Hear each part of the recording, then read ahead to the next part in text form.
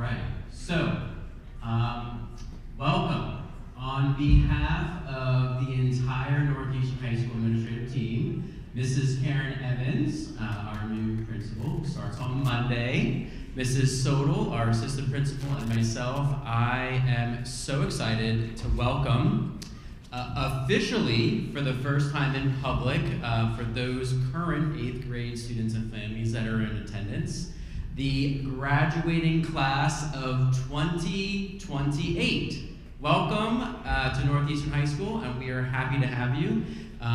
You will hear that phrase, class of 2028, many, many, many times between next August and the time that you will hear it the loudest with the most applause is when you walk across the stage and Mrs. Evans says, graduating class of 2028. So welcome. That is one of many times that we hear that phrase. So give yourselves a round of applause. Welcome to Northeastern High School.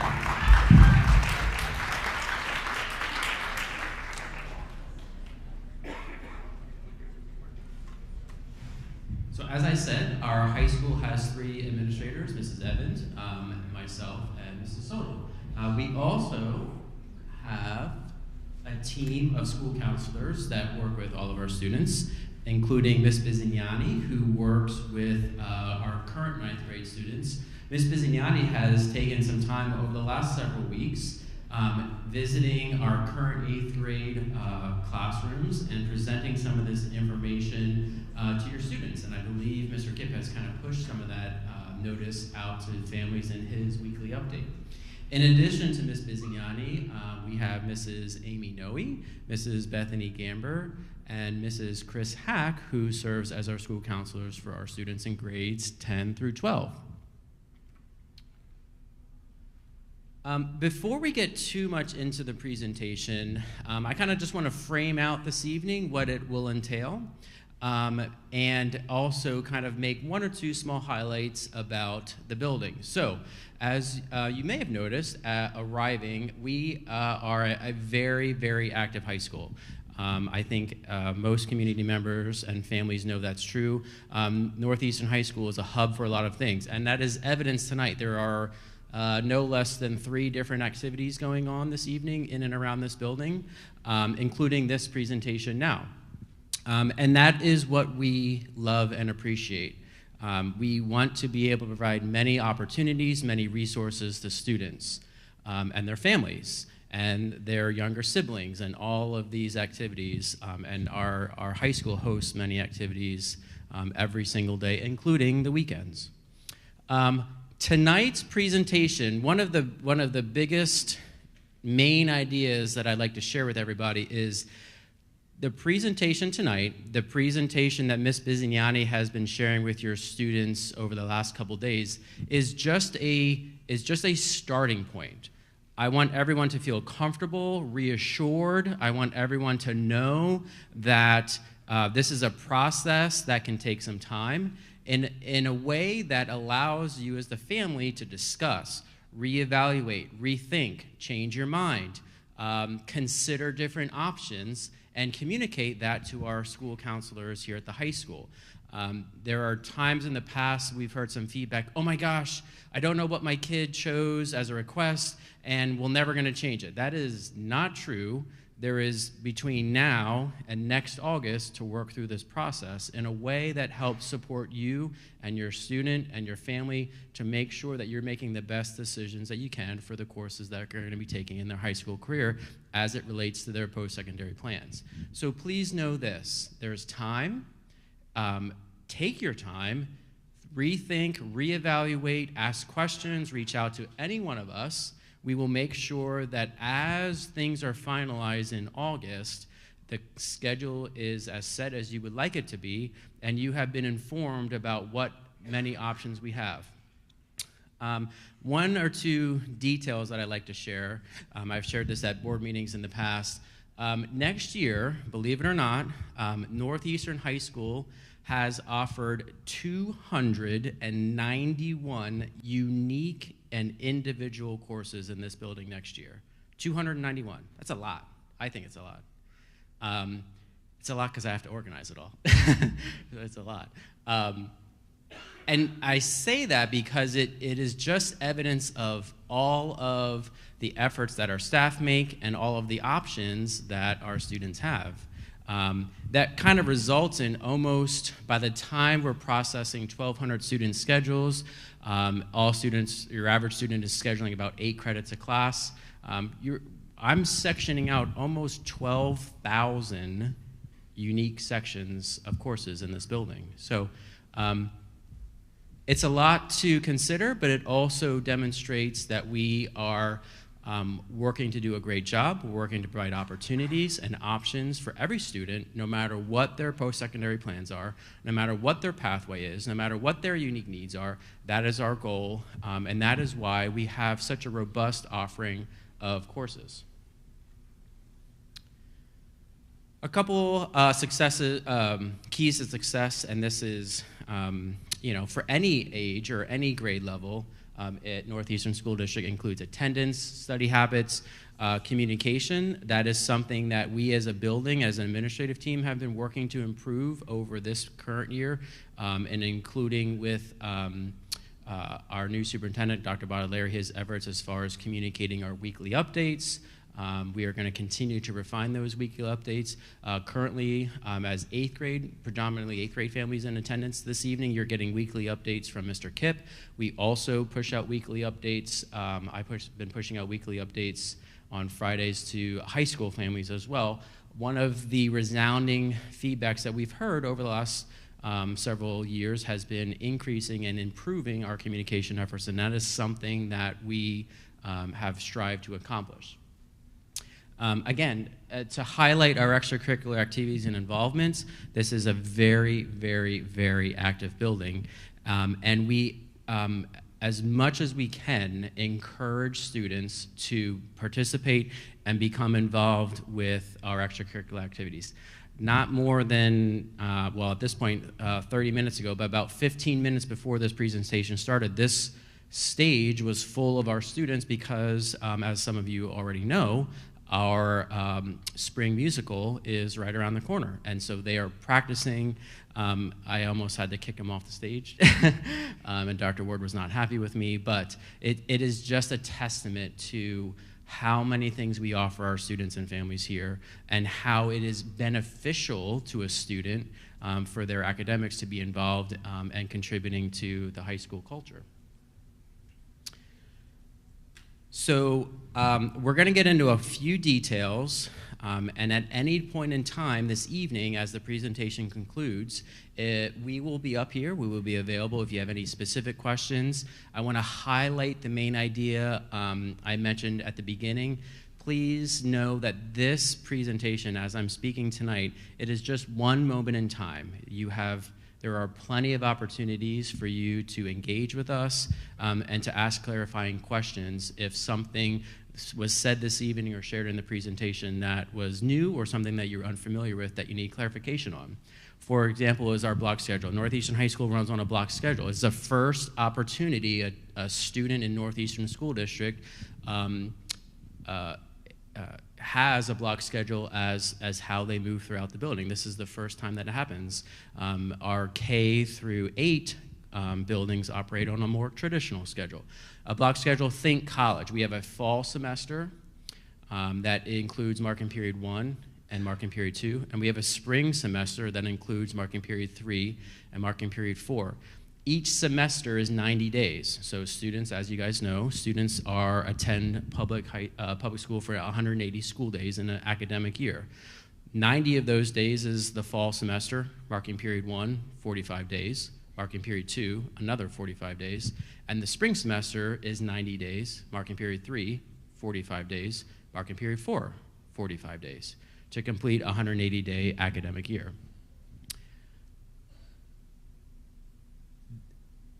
The way that our courses are organized also includes a credit value, and we'll be getting to that here in a second. That is in a future slide. Our bell schedule, again, is similar. The length of the day is the same for middle school. We start at 7:35 and conclude at 2:35, but as you notice, because we have a block schedule, students only have 5 periods a day. That is very different from the middle school. It's also very different from the elementary level, where at the middle school, they see every single class every single day. At the high school, students only have 5 courses a day, typically 5 courses a day. That has pros and cons, and a debate about a regular schedule and a block schedule has been waged in different high schools since high schools were created. I personally believe that a block schedule has many, many benefits to a student's academics. First of which is there's only a possibility of 5 topics that a student is engaging in on a typical day. It also reduces or it narrows what the student has to focus on academically in a given marking period or a given semester. We find that as a benefit. It also provides an opportunity for students to what we call double up. A student can take into Integrated Math 1 in the fall semester, for example. That course concludes at the end of the fall semester, and then a student can take the next course in line, which would be Integrated Math 2, in the spring semester. So it provides many opportunities, and our counselors use the tool of a block schedule to make sure that we are providing students with opportunities based on their unique needs or circumstances or given academic needs.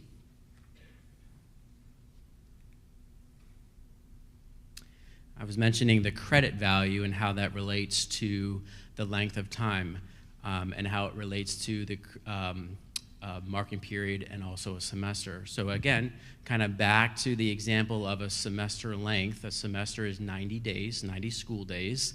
A course that meets every day for those 90 days is a 1 credit value course. Again, similar to a college class where you had a fall semester and a spring semester. So if a student is in a math class, that class meets every single day for 90 days, and the value of it is 1 credit. There are some courses that only meet for 45 days, or for only marking period 1. An example of that type of course would be a PE class. The credit value of that course is a half credit. So you can equate credit value with the number of days the course meets. If it's a 1 credit class, it meets for 90 days. If it's a half credit class, it meets for 45 days. If it's a 2 credit class, it meets for the entire school year. An example of that class would be some of our advanced placement calculus courses or some of our reading intervention courses. And the graphic of that, what I explained, is just on the screen there. Oh, and again, this presentation is being recorded, it's being live streamed, and we can push out these slides later this evening in a communication. So another visual, and there's 3 different examples that I'll show. Another visual of what we're talking about is on the screen in front of you, where you have a semester 1 and a semester 2. This would be a visual of a student's schedule for the entire academic year.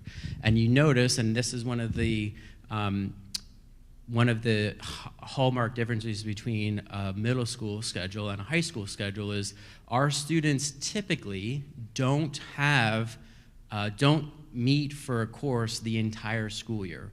Once a course is concluded, once they earn that credit, that class concludes, and they are enrolled, and their semester change begins a new course.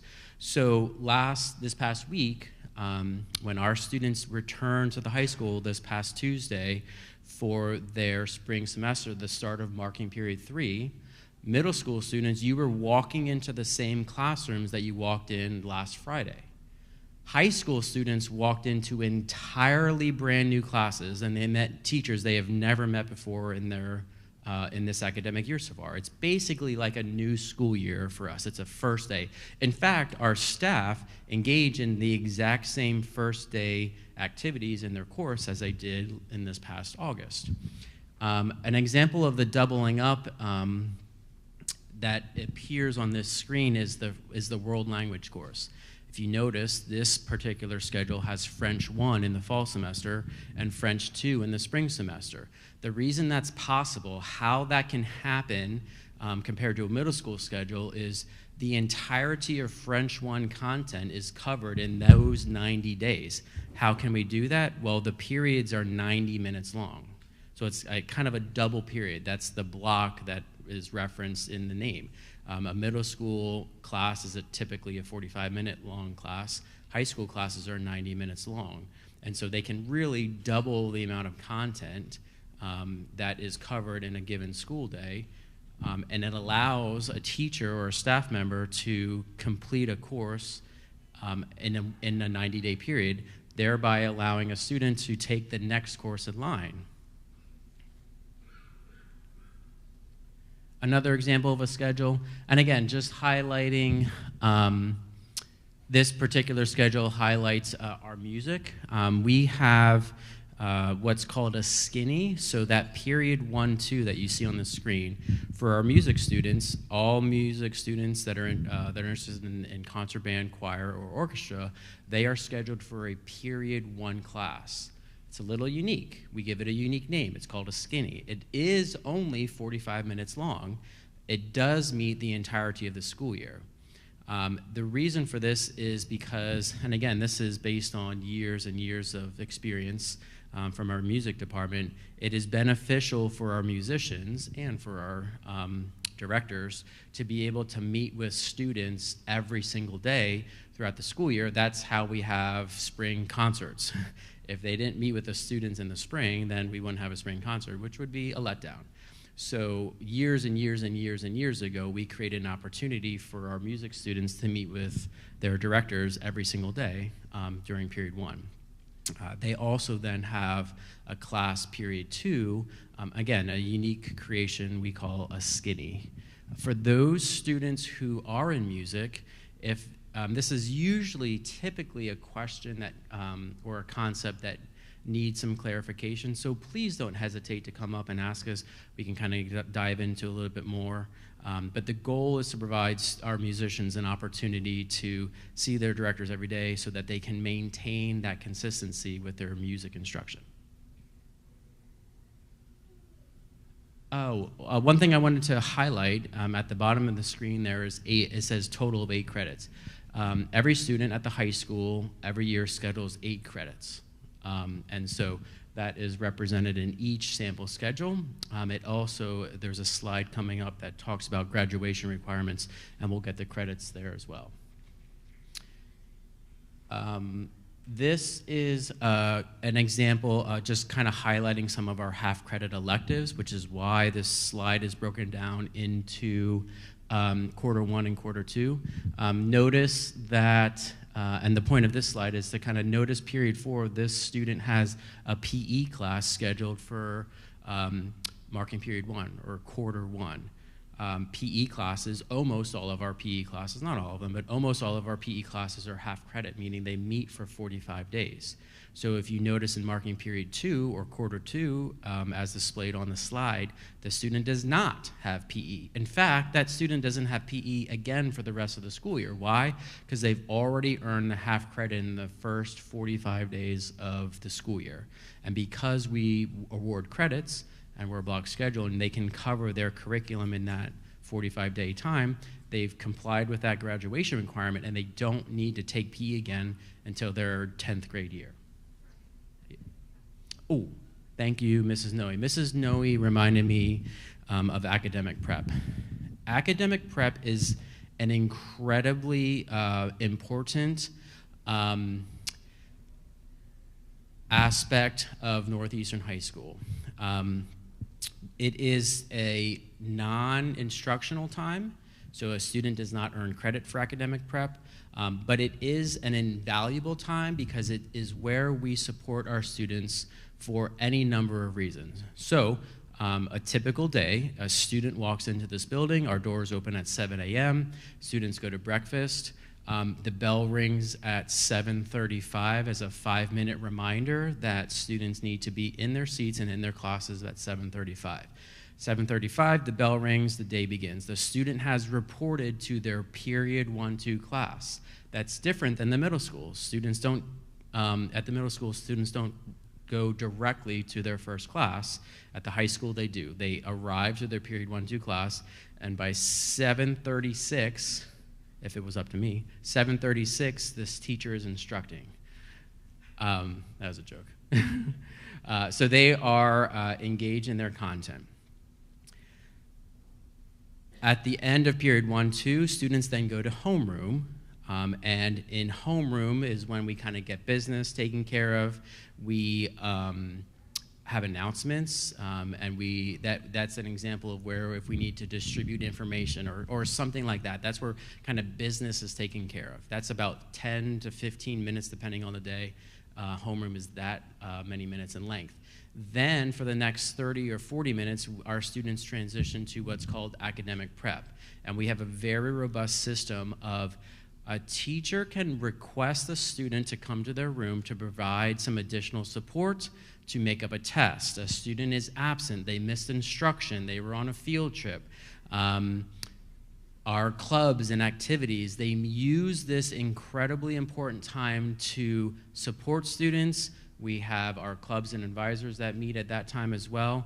It is very, very, very important. It is a hallmark of Northeastern High School. Our teachers rely on it every single day, and it is one of the ways that we support educationally and academically our students, again, for any number of reasons. The most simple example is your child was absent from school yesterday, they missed a test. Today, that teacher requests them during their AP, and they can have that time to make up the test that they missed from their absence the day before. That's a common example. Okay, probably one of the most important slides, probably one of the most important differences between high school and any other time in a student's educational career is this slide right here. Northeastern High School, remember, we started our time this evening by introducing and welcoming the graduating class of 2028. Graduation being that key word. Graduation is contingent on graduation requirements and a student complying with those graduation requirements. So this slide is something that our school counselors and our entire team work with students to make sure that in the 4 short years that they are in this building, that by the time they get to their senior year and by the time they're walking across that stage, all of this is taken care of. These are board approved. These are requirements that are based on, again, just the opportunities and offerings that we have with the goal of benefiting and preparing our students for their post-secondary plans. That is the whole thesis, that's the whole nature of our district. The biggest factor is the fact that every time a student is in a course here in this building, there's a requirement to it. There is a passing grade associates with earning the credit, which associates with complying with the graduation requirements. And unfortunately, the opposite is also true. Not passing a class, not earning the credit, and not complying with the graduation requirements has its own set of circumstances and responses that we have to work with that student and family about. So current 8th grade students, when you are enrolled in a course here at the high school, there is a very real and tangible meaning and outcome for the reason why you're in that class. Firstly, to make sure that you're learning and you're engaged in content that's going to directly benefit you in your post-secondary plans. But secondly, and very, very importantly, because it's going to comply with the graduation requirement. You're checking these boxes as you go throughout your high school career. And once those boxes are checked, then you can walk across the stage. And not until all of those boxes are checked. For your typical student, that takes 4 years. It also kind of relates to the example slide where I explained that students schedule 8 credits. So all students require 27 total credits to graduate. So it starts their freshman year. All of your current 8th grade students are going to have 8 credits scheduled on their schedule. They'll earn those 8 credits and earn sophomore status by the time they get to the end of their freshman year and move on and move on. And as that credit acquisition occurs and these boxes are checked off, the student is progressing successfully through their high school career. There has to be an unfortunate example just to help illustrate this. And I say it's unfortunate because it involves a failing grade. A student is enrolled in an English 9 class, right? and unfortunately that student fails that course. That requirement, that English 9 class, is based on 4 credits of English. The student is going to simply be re-enrolled in that same 9th grade class and provided a second opportunity or a third opportunity to comply with that graduation requirement, because we can't change the requirements. The requirements are approved by our school board. And so that is a much different feeling for our students than compared to any other time in their educational career, because a failure of a course just simply means in most cases the student will be rescheduled for that course again and provided a second opportunity. Again, this is additional information just about our graduation requirements. It's similar information to what was shared on the previous slide. A typical 9th grade schedule includes the following requirements. We have the 4 cores: math, English, science, and social studies. We also require our freshman students to take a computer course, a 9th grade PE or aquatics course, and in some cases, a world language. So this is a typical 9th grade schedule. These are the typical graduation requirements that a 9th grade schedule will comply with. And this is the same information that Ms. Bisignani has shared with your students during her 8th grade presentations. So in addition to the 291 unique courses that I kind of talked about, highlighted in the beginning of our presentation, that also includes different levels of classes. And this is a common question, and this is an example of more of a personal or a specific question to you and your student or you and your family. And it could be an example of when you are reflecting, when you are taking time to consider courses and what courses you're going to take, and you're reaching out to us with some clarifying questions, because there is some unique differences between the levels of courses that we have. Our course levels at Northeastern High School range from advanced placement courses to honors courses to level 2 and level 3 courses.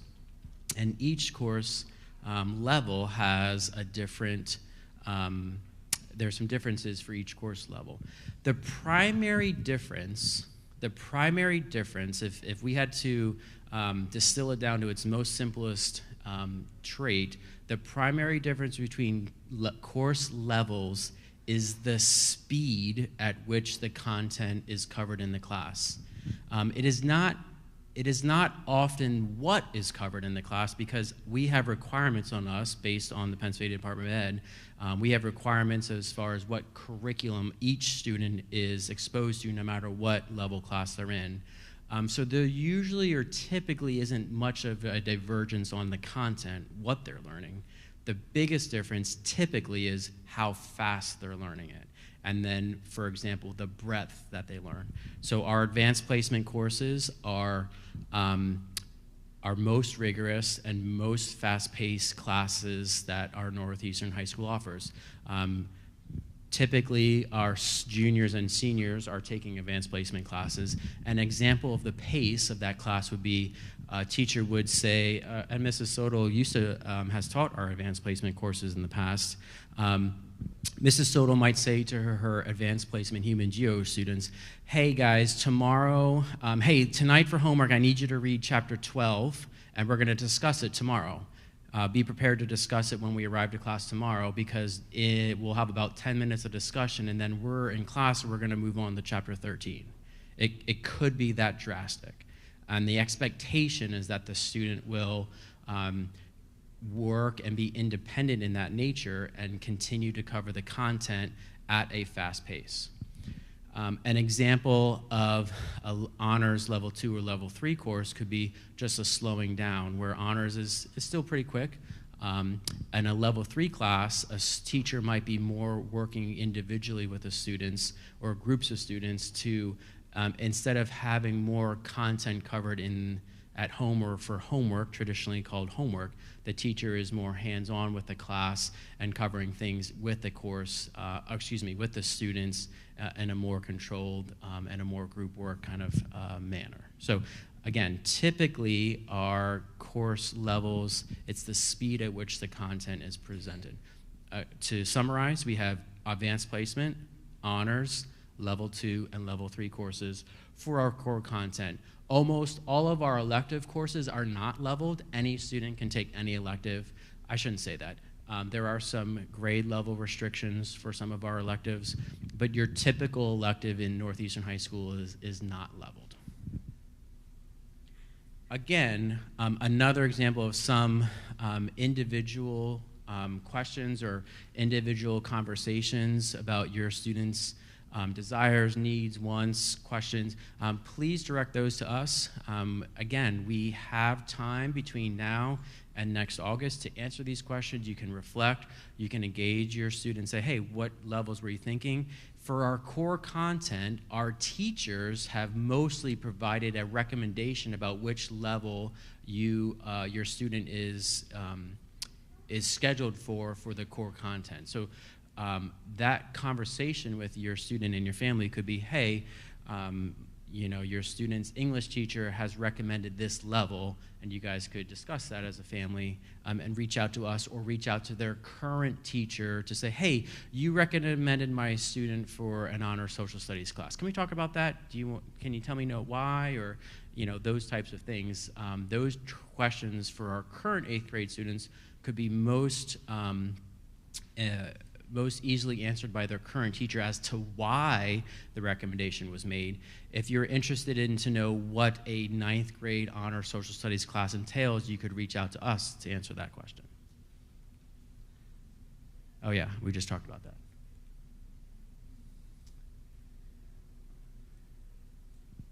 So Ms. Bizignani has been in the 8th grade classes talking through the course selection process.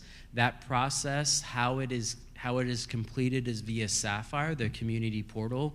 Your student will log into their community portal and complete the course request process. Again, just to continue to reiterate this point so each of you are at ease, this is just the course request process. This is a kid saying, hey, I would like to take this class.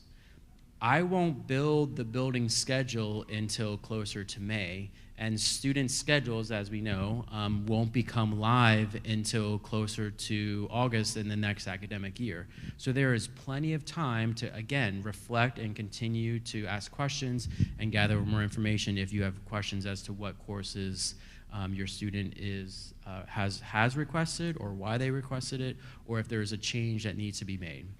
The course request process for all students, including grades, current freshmen, sophomores, and juniors, will be completed by the end of January.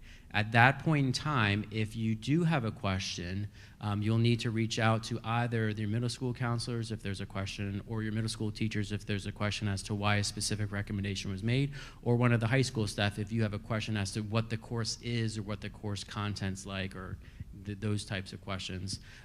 We will be concluding the course request process for all students by the end of January.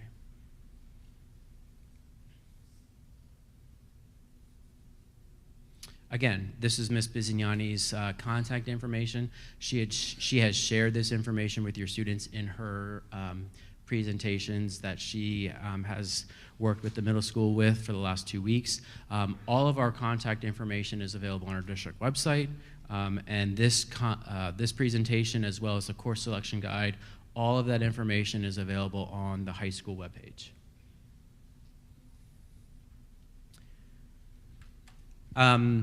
These are just, again, some differences between high school level compared to elementary, intermediate, and middle. Our staffing changes from time to time, so don't pick a course based on who the teacher is. One of the biggest factors for high school, especially for our elective courses, is we're a 9 through 12 building, right? So there is a very, very real possibility that your student, especially for electives, are going to be placed with other peers that they have never met in their life. A perfect example of that is, again, some of our elective courses where any student in grades 9 through 12 can take that course, can request that course, and will get that course in their schedule.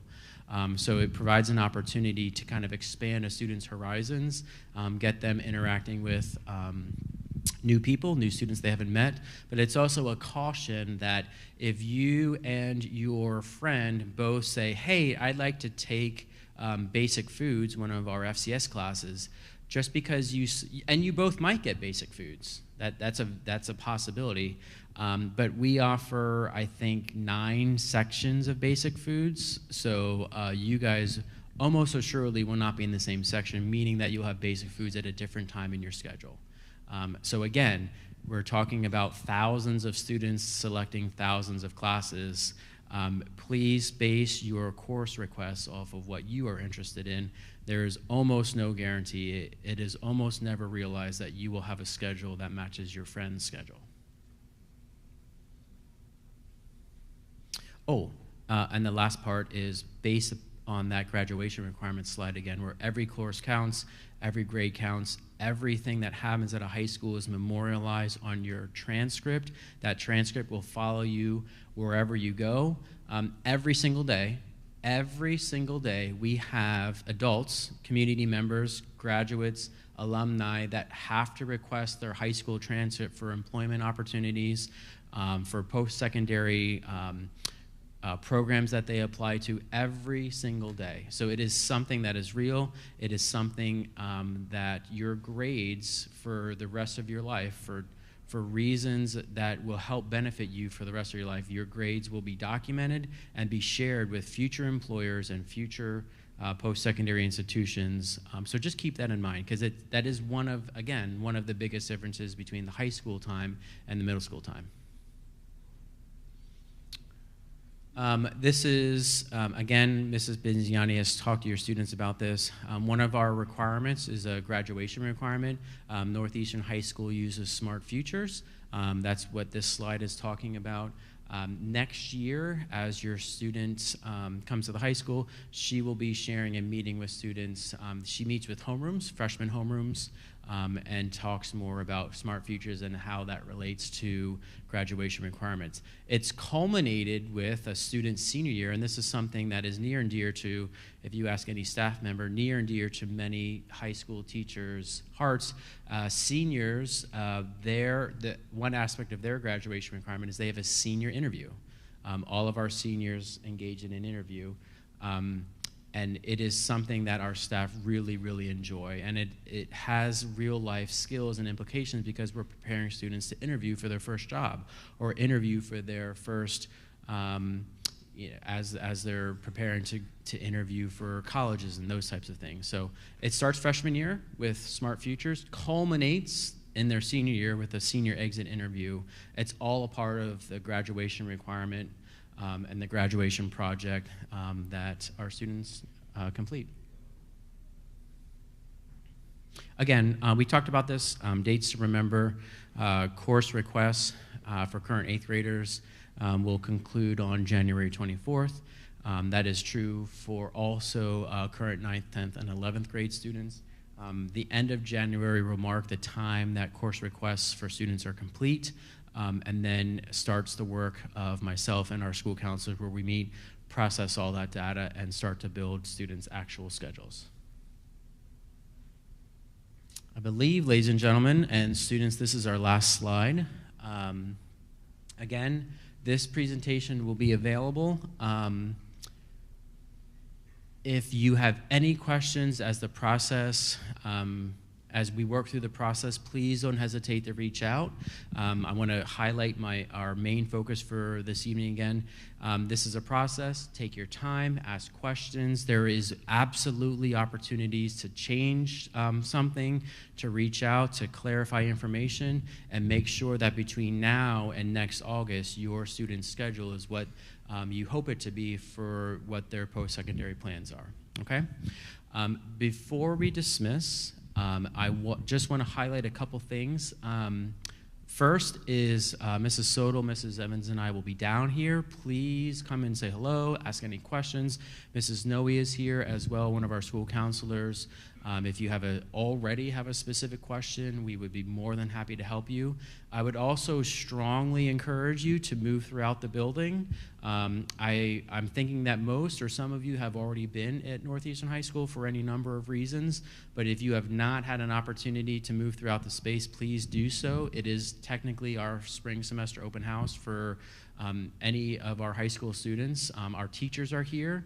You can stop in a classroom, say hello. It is a true open house nature, so there is the teachers don't have any specific program or schedule that they're following. It is a very comfortable approach. You can just walk in to any classroom with a question or anything like that. I would also encourage you, again, for those of you, I'm sure some have, but for those who have not had an opportunity to see some of our newly renovated spaces, including our new cafeteria, which is down the hall, I would strongly encourage you to take a few minutes and walk throughout the high school. We do have a couple of community partners here this evening. Immediately outside the auditorium in the main lobby, we have our Northeastern High School PTO. That is brand new for us. We are extremely excited. We did not have a PTO formally organized until this past year, where in most other schools or elementaries and intermediates and middles, they have a fully functioning PTO. Ours is new, and so they have some information out there. They would love for you to stop by. They have an information card to hand you, and we would actively recruit any and all who are interested in participating and being a part of that amazing organization. Our Student Senate is here. They can, if you are looking for a more specific tour or if you're not sure where something is located, we have some student senators here to answer any questions. If you're not sure where something is located, they would be more than happy to take you there. We do have our College and Career Advising Corps advisor is here this evening. Her name is Ms. Richards. Again, she works with primarily our seniors and our juniors, but she is here just to let you guys know that we have that resource as your student gets to their junior and senior year. And so she is here to answer any questions that you have as well. So that concludes our formal presentation. Once again, I want to welcome and thank each of you for coming. This is an amazing high school. We are here to serve you. We are here to create a schedule and opportunities for your students that are the best of the best, in my opinion, in York County. And we will prove that to you as much as we humanly can. So thank you so much. Please enjoy the rest of your evening, and we are here to answer any questions. Thank you.